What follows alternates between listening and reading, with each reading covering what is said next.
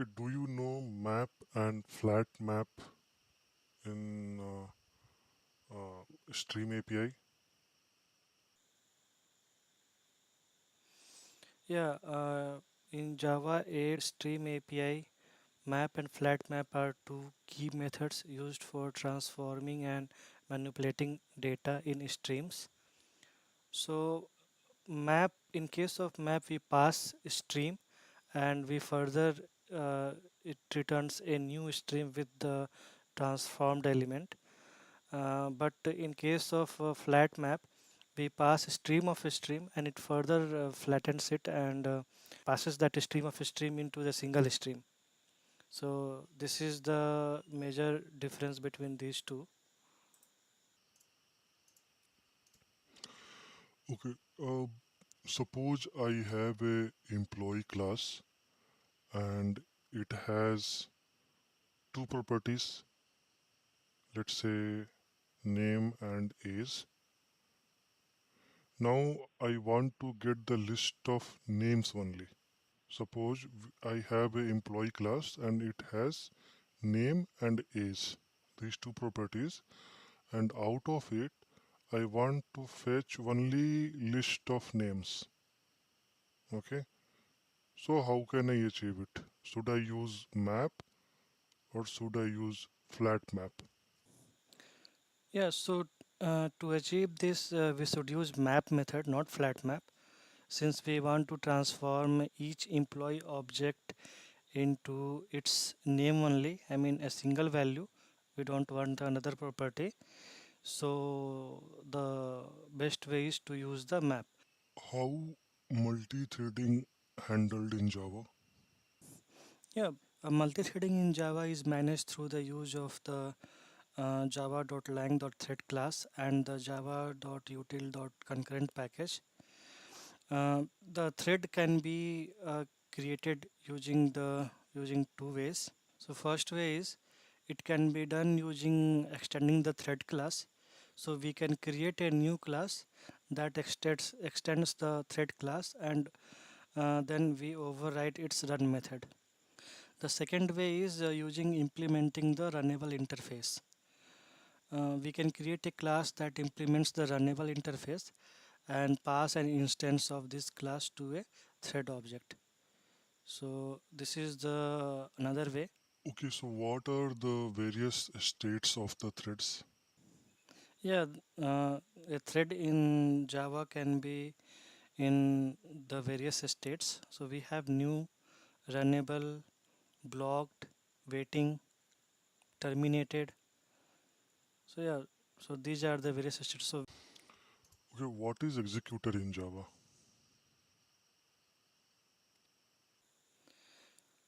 an executor in Java is a high-level tool designed to simplify the management and execution of tasks in a multi-threaded environment. Instead of manually creating and managing individual threads, an executor provides a way to manage a pool of threads, handle task execution, and control the life cycle of threads. So we have various types of executors. We have single thread executor, we have fixed thread pool, we have cached thread pool, we have scheduled thread pool. So single thread pool uses a single thread to execute task sequentially. Fixed thread pool has a fixed number of threads to handle tasks. Cache thread pool creates new threads as needed but reuses existing threads whenever it is possible. And then we have the last one is I think scheduled thread pool. So it can schedule task to run after a delay or periodically. These are the different types of executors we have. Okay, so can we use get method to update or create the resource? We can use the get method to update the data on the server, but it goes against the recommended uses and the principle of HTTP method. So because of the safety reasons, so get requests are considered safe operation that do not modify or have side effects on the server. So server and intermediaries like proxies may cache get response, assuming they do not change the server state. Using get for updates could lead to unpredictable caching behavior and unintended consequences.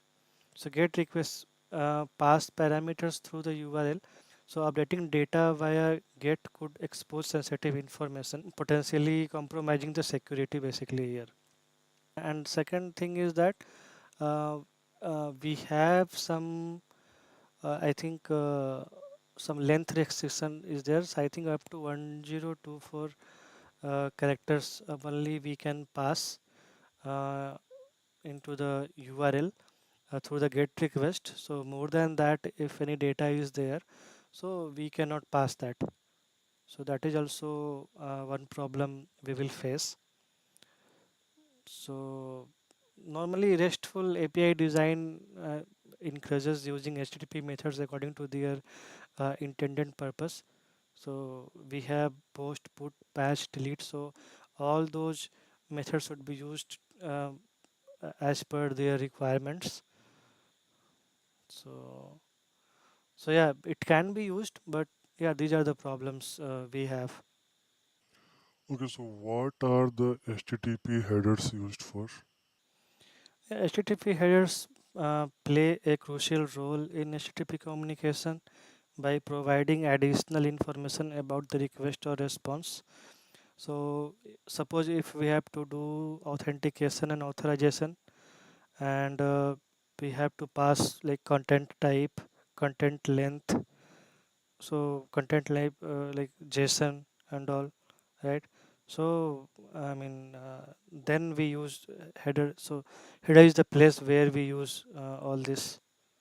So caching and validation also we uh, use for that, and then for security. Uh, so all these things we use under header only. Okay, what will happen if you have only try block and finally block, but there is no catch block? So can you tell me with the scenarios and how it will behave? Yeah. So we can have multiple scenarios. So suppose if there is no exception happens. So suppose we have a try block and let's say some division we are doing like 10 divided by 2, something like that, and there is no exception at all. So I mean no exception will be thrown, and directly after try block the finally block will be executed. So finally block basically always executes irrespective of catch is there or not. And yeah, so the another scenario can be like uh, the exception is thrown but not caught. So suppose we have something like 10 divided by 0. So in this case ideally it should there should have been the exception. So an exception occurs inside the try block. So in this case what will happen is so the arithmetic exception will be propagated up the call stack after the finally block executes. So it will throw the arithmetic exception. So there can be another scenario when we have the exception is thrown and caught higher up the call stack. So in this scenario, the exception is thrown in try block and is not caught, suppose within the same method, but is caught in the higher up the call stack. So from where the method is being called, so the exception will propagate to there, and it will be further exception will be thrown. So in this case also like try will run first and then finally, and then it will go to the parent catch block and it will be executed. Then we can have another scenario when exception thrown and the method returns. Suppose the return is there. So in this scenario, an exception occurs in try block and the method that contains the try finally structure is expected to return a value, suppose. So in this case also, like, the arithmetic exception is propagated up the call stack after the finally block executes. So in all these scenarios, the finally block executes regardless of whether an execution is thrown in the try block or not.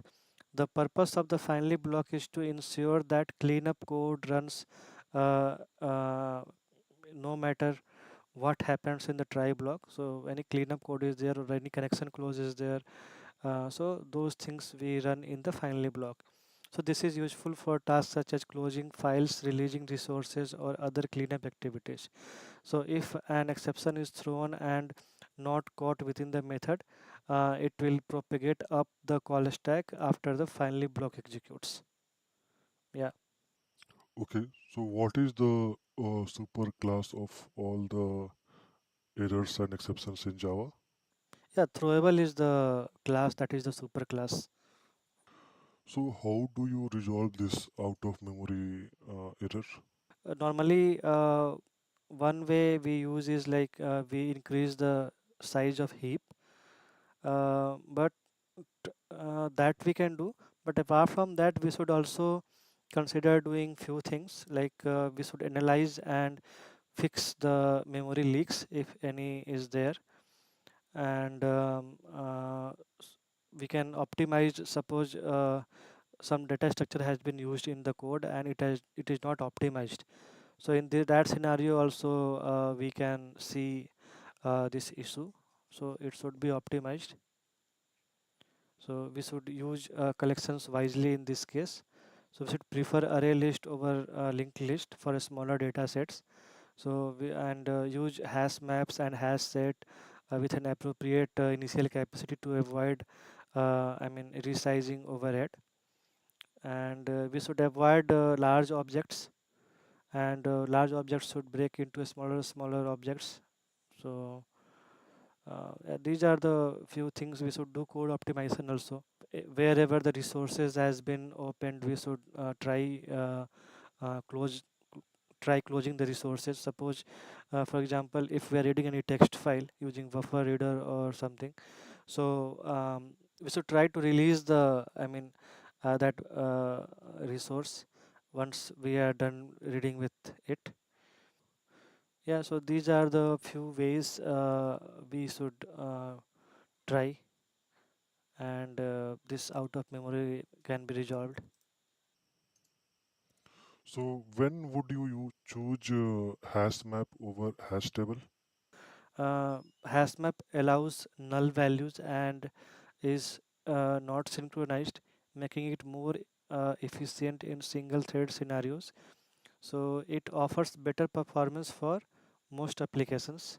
So whereas hash table does not allow null values and is synchronized, ensuring thread safety in concurrent environments but with a performance overhead. So the performance will be slower in case of hash table, whereas hash in case of hash map, so it it is not slow. I mean, that is faster than hash table. Okay, so when we define a string, we define it as literal and as new object, right? So can you tell me what is the difference between these two? Yeah, in Java there are two main ways to create a string, using string literal and using the new keyword. So these two approaches have significant differences in terms of memory management and performance. So in case of a string literal, we just say string str equal to let's say ABC in double quotes.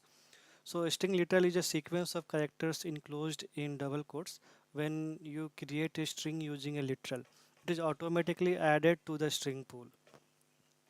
So the string pool is a special memory region in Java heap where string literals are stored. If a string with the same content already exists in the pool, the new reference point to the existing string instead of creating a new one. So it is so using string literals is memory efficient because it reuses existing string from the pool, if they have the same content. Now coming to the creating it using new. So using the new keyword explicitly creates a new string object in the heap, even if an identical string already exists in the string pool. So each new string object is stored in heap as a separate object.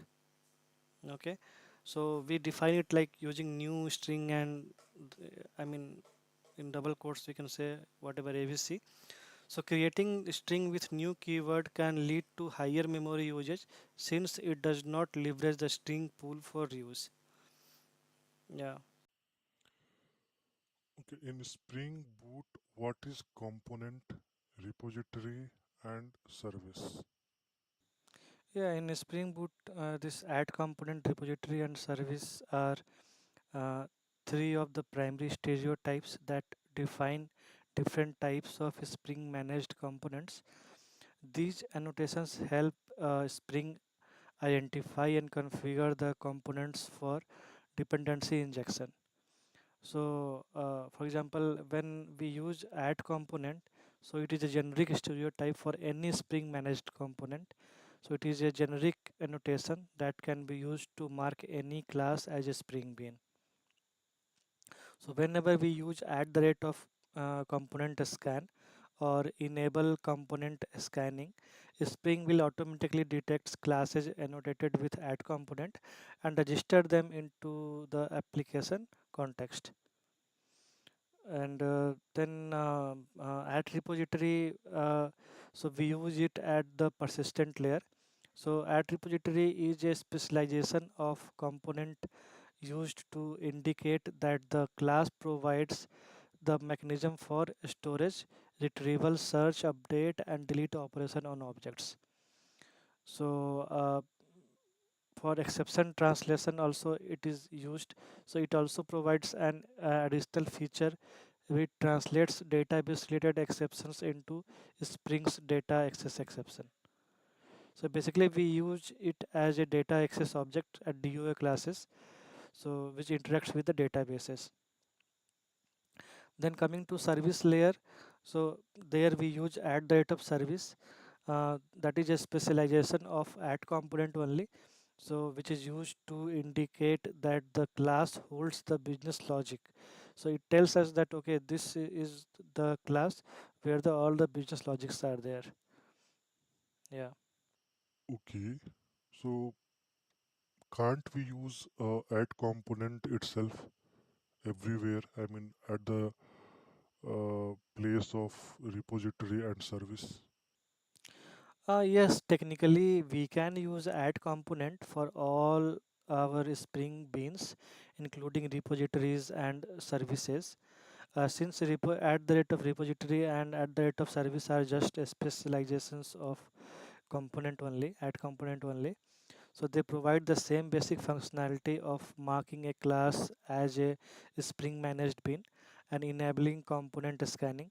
However, using the specific annotation has some advantages. So actually we should use at the rate of repository and service only. So for example, like in case of at the rate of repository, so so that provides the functionality related to persistence such as exception translation. So when Spring detects a at the rate of repository annotation, it automatically applies a persistent exception translation mechanism. So converting native persistence exception to Spring's data access exception hierarchy. So this is one additional advantage we have when we use at the rate of repository. So however, when we come to at the rate of service, so it does not have additional functionality like at the rate of repository, but it serves as a marker for the service layer. So basically the I mean all these annotations work as a marker for the corresponding layers. So for example at the repository, so we come to know that okay, so this is something related to the database and we're going to fetch from there. And at the top service we come to know that okay, this will have some business logic and all, right? So yeah, so this is the advantage we get So, but yeah, that is also true that if we don't use the specific notations, still it will work perfectly fine. Yeah. Okay, like we have these components. Can you create your own custom components? Yeah, we can create. So creating custom component in Spring involves defining your own notations that are then interpreted by Spring to manage beans. So this approach helps streamline configuration and maintain readability by encapsulating common configurations or behaviors into reusable annotations. So for that, like we first of all we define our custom annotation using Java at the rate of interface syntax.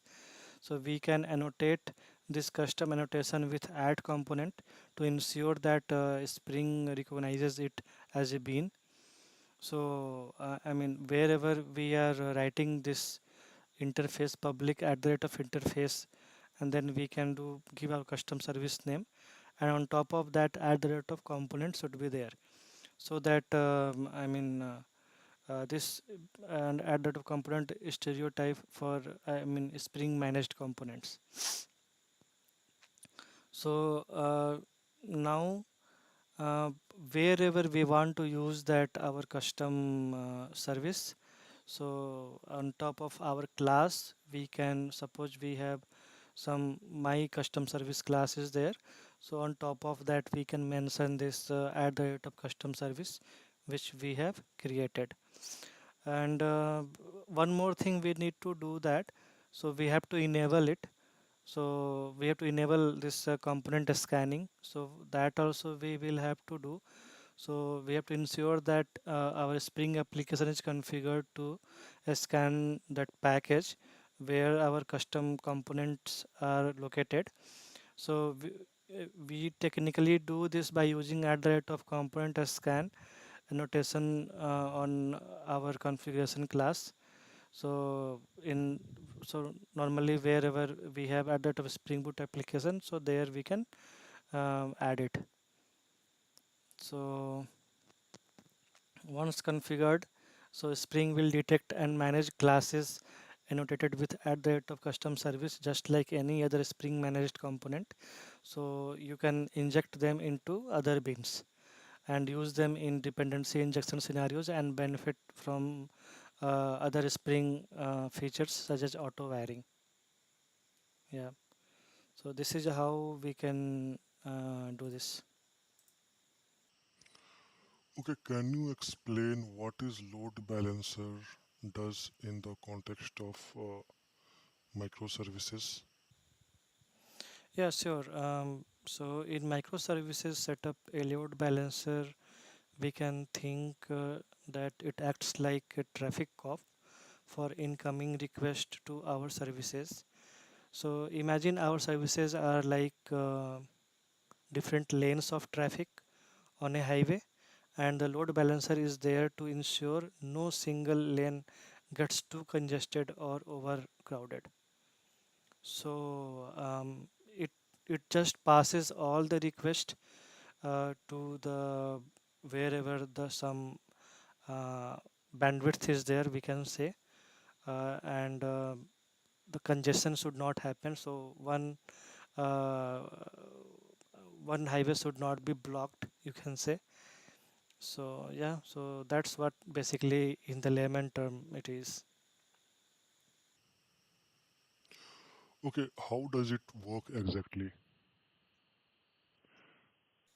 Well, when a user makes a request to our application, let's say to view their profile or make a purchase, that request does not go directly to just one of our service instances. Instead, that load balancer setup in the decides which a specific instance of our service should handle that request. So it is a load balancer which decides. Okay, so it looks at a thing like how busy each instance is, how healthy they are, and then directs the request to the best available option. So that is how actually it works. So does it do anything else apart from this? Yeah, it also helps us to scale our application seamlessly. If we anticipate more users or need to handle increased demand, we can simply add more service instances. The load balancer will automatically start distributing incoming requests across these new instances, making our application more elastic and able to grow as needed. So it's like having a smart traffic controller that ensures every part of our application keeps running smoothly and efficiently. It's key part of how we ensure our users get the best possible experience with our services. Okay, what is service discovery? Yeah, service discovery is the mechanism that allows microservices within a distributed system to find and communicate with each other dynamically. So, in a nutshell, it's like having a phone directory for services. Each service registers itself with a central registry upon startup, providing its location and metadata, such as its name and version. Other services can then query this registry to discover where and how to reach a particular service they need to interact with. This dynamic lookup ensures that services can adapt to change in the environment, such as scaling up or down, without manual intervention. So it's crucial for enabling flexibility, scalability, and resilience in microservices architecture, supporting features like load balancing and fault tolerance seamlessly. What is JPA? Yes, JPA stands for Java Persistence API. So it's a specification in Java for managing relational data in applications using object relational mapping. So there are various implementations of that. For example, Hibernate is there. So it is a popular and widely used implementation of JPA. So Hibernate provides additional features beyond JPA specification, and it is known for its performance and flexibility. So in summary, JPA is a powerful tool for Java developers to manage relational data persistently in applications, providing an abstraction layer over database interaction and facilitating efficient data access and manipulation.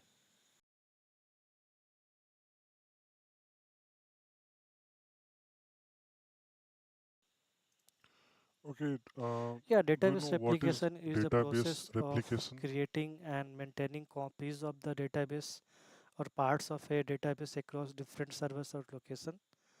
So this technique is used to improve availability, reliability, and performance of the databases, especially in the scenarios where high availability and fault tolerance are critical. So, uh, so if suppose if you want maximum uptime, so we do that using this. So by maintaining redundant copies of data, replication ensures that if one server or database instance fails, another can take over seamlessly. So it just minimizes the downtime, and then it improves the performance. So replication allows read operation to be distributed across multiple servers, reducing the load on the primary databases server and improving overall query response time. So, can you tell me the difference between where and having clause in SQL?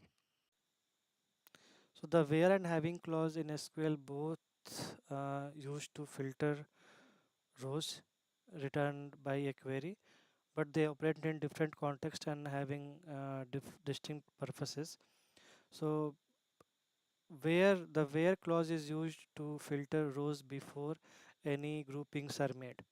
So if suppose we have some query but there is no grouping, so we have group by, right? So if that is not being used, so then we go for where.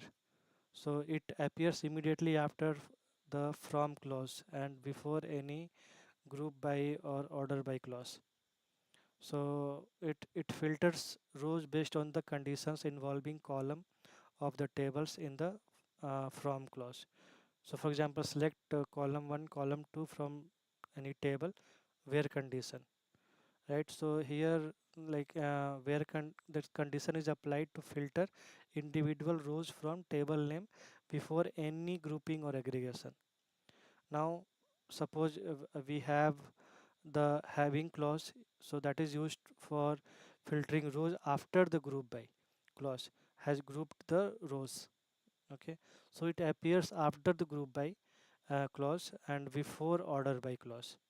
So for example, we can say like select any sum of, suppose any column is there, so and from some table where group by we can say any column name and then having something if you want, so that also we can apply. So in summary, with both where and having are used for filtering data SQL queries, where filter rows before the grouping occurs and having filter groups of rows after grouping has been applied using group by.